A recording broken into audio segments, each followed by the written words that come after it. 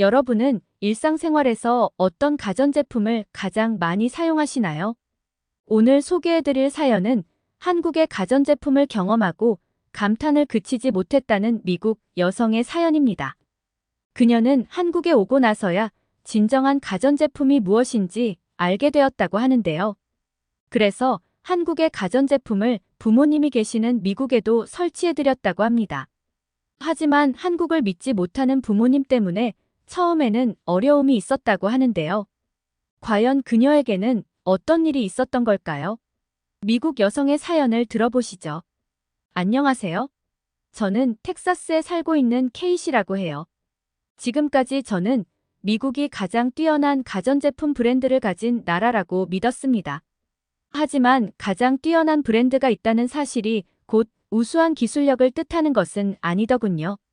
저는 작년에 제 친구들과 서울의 대학교로 교환학생을 다녀왔는데요. 한국의 가전제품들을 보고 대단히 큰 충격을 받았습니다. 그래서 이제부터 제가 한국에서 겪었던 경험담에 관해 얘기를 해보려 합니다. 저는 오랜 비행을 마치고 한국의 인천공항에 도착했습니다. 한국 공항에 도착하자 한국의 입국 수속 담당자는 친절하게 저를 반겨주었어요. 저는 입국 수속을 위해 담당자와 짧은 대화를 나누었습니다. 한국에는 어떤 목적으로 오셨나요? 한국에서 즐거운 시간을 보내시길 바랍니다. 보통 미국 공항의 담당자들은 딱딱하고 불친절한 사람도 많습니다. 그런데 한국 담당자는 굉장히 상냥하고 다정하더군요. 한국 사람들의 사소한 배려와 친절함에 감탄했던 순간이었습니다. 게다가 한국의 출입국 시스템은 정말 빠르게 진행되었어요. 장시간의 비행으로 몸이 많이 지쳤는데 입국이 빠르게 진행돼서 너무 좋았습니다.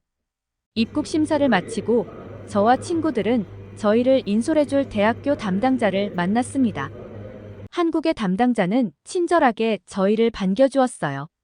날이 꽤 더운 여름이었는데 정장을 입고 있더라고요. 굉장히 깔끔하고 예의 있는 느낌을 주었습니다. 그리고 간단하게 저희와 얘기를 나누었어요. 그렇게 저희는 입국 수속을 마치고 한국 담당자가 준비한 차량에 탑승했습니다.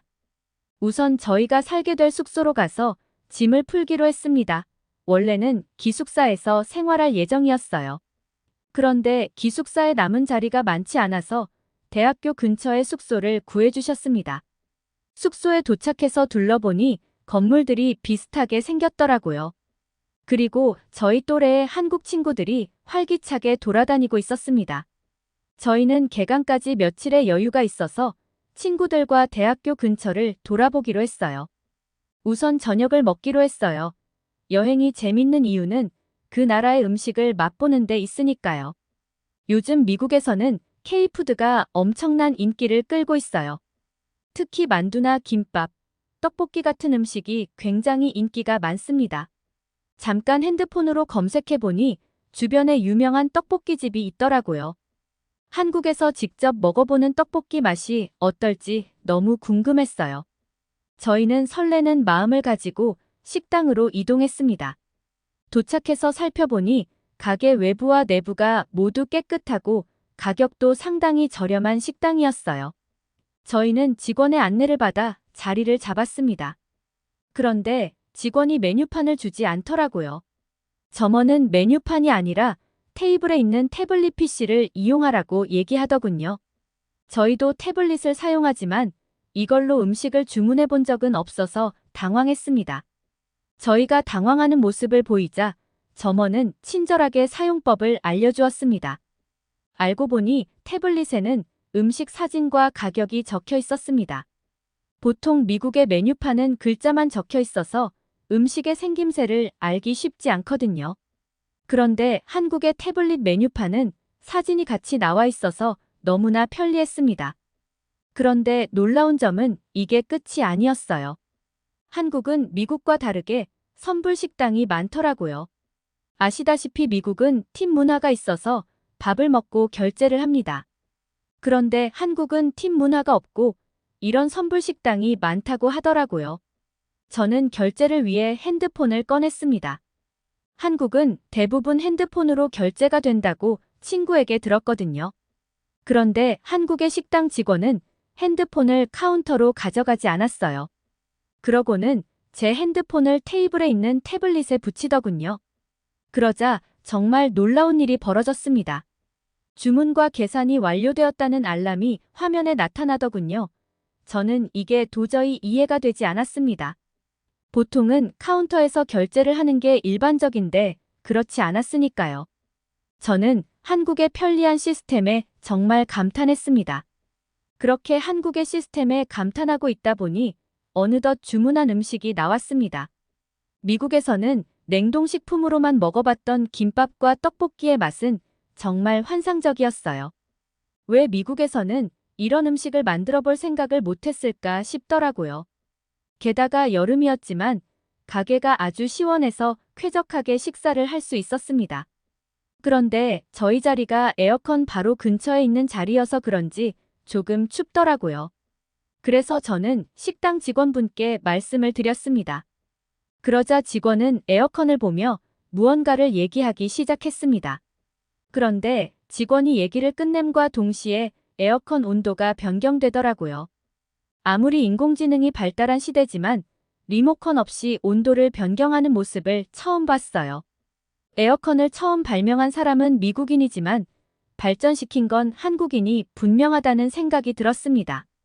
그렇게 저희는 식사를 마치고 다시 숙소로 돌아왔습니다. 저는 한국인 친구인 민영이와 같이 방을 쓰게 되었는데요. 처음엔 굉장히 긴장하고 어색했는데 민영이가 영어를 굉장히 잘하더라고요. 예전에 한국 옆에 있는 일본을 여행한 적이 있었는데 일본인들의 영어는 알아듣기가 굉장히 힘들었습니다. 그에 비해 민영이는 능숙하게 영어를 사용하더라고요. 민영이 덕분에 제가 적응할 수 있었던 것 같아요. 저는 민영이와 집에서 맥주를 마시며 저녁을 보내기로 했습니다. 저와 민영이는 숙소 근처에 있는 편의점에 도착했는데요. 늦은 시간에도 영업을 하고 있어 놀랐습니다. 미국은 이렇게 늦은 시간까지 영업하는 가게가 많지 않아요. 아시다시피 미국은 워낙 땅이 넓은 나라잖아요. 너무 늦은 시간에 돌아다니면 강도들을 만나기도 합니다. 그런데 제가 한국의 편의점에 놀란 이유는 이뿐만이 아니었어요. 저는 민영이와 매장에 들어가서 맛있어 보이는 맥주와 과자를 바구니에 가득 담았어요. 그리고는 계산을 하기 위해 계산대로 이동했습니다. 그런데 계산대에는 그 어떤 사람도 존재하지 않았어요. 저는 이런 상황이 도대체 이해가 되지 않았습니다. 저는 민영이에게 왜 계산하는 사람이 없느냐고 물었어요. 그러자 민영이는 한국의 편의점은 무인으로 운영되는 곳도 많다고 얘기해 주었습니다.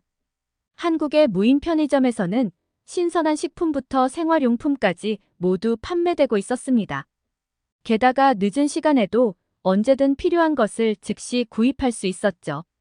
저는 정말 감탄했어요. 이런 무인 편의점은 정말로 한국에서만 볼 수 있는 특별한 경험이었습니다. 저와 민영이는 편의점에서 맥주를 구매하고 다시 집으로 돌아왔습니다. 저는 구매한 맥주와 음식들을 잠시 보관하기 위해 냉장고를 찾았는데요. 그런데 한국의 냉장고는 제가 알던 냉장고와 많이 달랐습니다. 쉐어하우스가 최근에 만들어져서 냉장고도 정말 최신식이었거든요. 냉장고 문에 스마트폰처럼 터치스크린이 달려 있었습니다. 게다가 터치스크린을 통해 냉장고 문을 열지 않아도 냉장고 안에 어떤 음식이 있는지 확인할 수 있었어요. 알고 보니 냉장고 안쪽에 작은 카메라가 있어서 언제든지 냉장고 내부를 확인할 수 있더군요. 제가 너무 신기하게 냉장고를 보고 있는 모습을 보고 민영이가 얘기했습니다.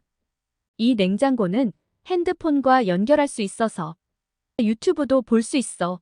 민영이가 터치스크린을 몇 번 누르자 정말 유튜브로 연결되더군요. 보통 미국의 냉장고는 단순히 음식을 보관하는 용도거든요. 그런데 한국은 이렇게 최첨단 기술을 냉장고에 탑재하고 있다는 게 정말 놀라웠어요. 물론 어느 정도 가격이 있어서 모든 사람이 사용하지는 않겠지만요. 이렇게 최첨단 기술력을 한국이 가지고 있다는 사실만으로 정말 대단하다는 생각이 들었습니다. 그렇게 몸소 한국을 경험하며 바쁘게 살다 보니 어느덧 다시 미국으로 돌아갈 날이 찾아왔습니다. 저는 민영이를 만나서 유학하는 동안 많은 도움을 받았어요. 한국의 정을 알려준 정말 고마운 친구예요. 미국으로 돌아가니 부모님이 저를 따뜻하게 반겨주셨습니다. 오랜만에 집으로 돌아오니 마음이 정말 편안했어요. 그리고 오랜만에 부모님과 저녁을 함께 먹을 수 있어서 너무 기뻤습니다. 그렇게 부모님과 함께 식탁에 앉아 저녁을 먹는데 저희 집의 냉장고가 눈에 들어왔습니다. 제가 어릴 때부터 사용한 냉장고라서 꽤 오래된 냉장고거든요. 부모님이 사용하시는 냉장고를 보니 제가 한국에서 사용했던 냉장고가 생각이 났습니다.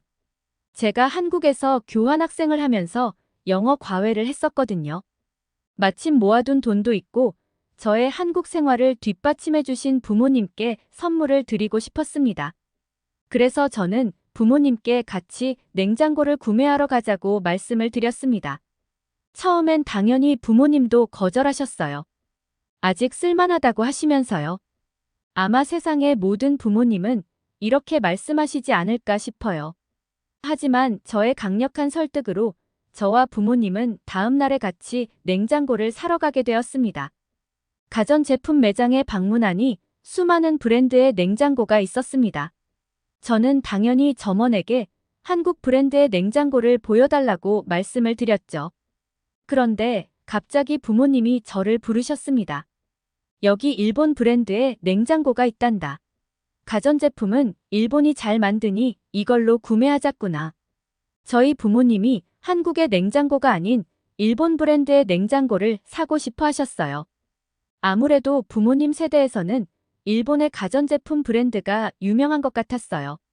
저도 부모님이 원하시니 일본 브랜드의 냉장고를 사드릴까 잠시 고민을 했습니다.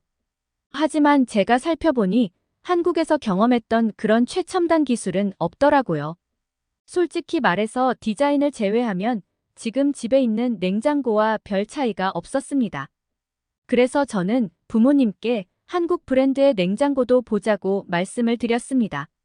저와 부모님은 점원의 안내를 받아 한국의 냉장고가 있는 구역으로 이동했어요. 저는 제가 한국에서 경험했던 것처럼 능숙하게 냉장고 사용법을 설명드렸습니다. 그러자 부모님의 두 눈이 휘둥그레 커지시더군요.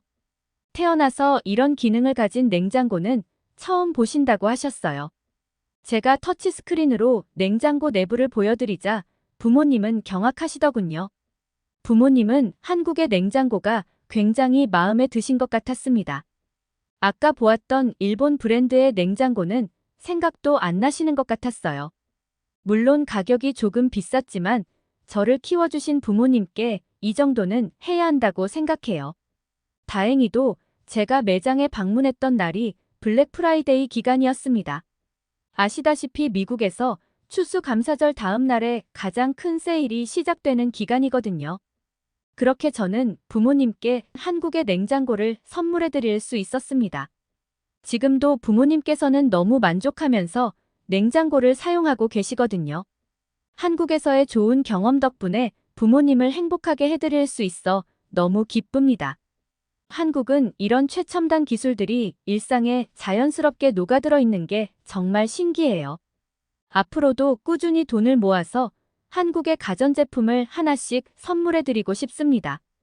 어떻게 들으셨나요? 한국에서 눈이 번쩍 뜨이는 경험을 했던 미국 여성 K씨의 사연이었습니다. 예전에는 가전제품 하면 무조건 일본 브랜드의 제품을 선호했었는데요. 이제는 전 세계에서 한국의 제품들을 더욱 선호하고 있습니다. 우리나라의 기술력이 전 세계에서 호평받고 있다는 게 정말 놀랍네요. 미래에는 대한민국의 기술력이 전 세계 표준이 되는 날이 오면 좋겠습니다. 지금까지 생생하고 아름다운 한국의 이야기를 전해드리는 뷰티풀 스토리였습니다. 구독과 좋아요를 눌러주시면 다음 영상 제작에 큰 힘이 됩니다. 시청자분들의 다양하고 솔직한 의견도 댓글로 남겨주시길 부탁드립니다. 끝까지 시청해주셔서 감사합니다. 더욱더 좋은 영상으로 찾아뵙겠습니다.